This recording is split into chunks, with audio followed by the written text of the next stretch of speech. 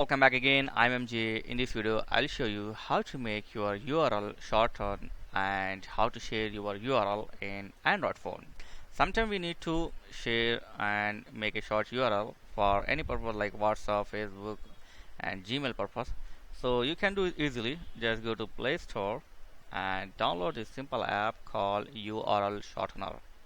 So after you download, just open the app or you can copy paste. So this is our app. So now I'm going to take a URL from any website. So this is a website, and now just I'm going to select this. Okay, after you select, just make a copy here.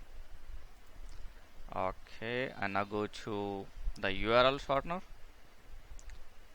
and here just paste this code, paste the URL address, and click here,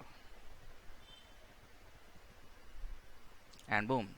Now you can see the URL is very short now. So now you can copy this URL, you can share this URL. If you want to share, just click on the share button and you will get a lot of options here like Bluetooth and Gmail, share it, messaging, Render. If you have WhatsApp, you can share it through the WhatsApp, or you can simply copy the URL address and share it anywhere. So this is an easy app and lightweight app in your Android phone. Thank you for watching. See you in next video. Please like, share and subscribe. Thank you very much.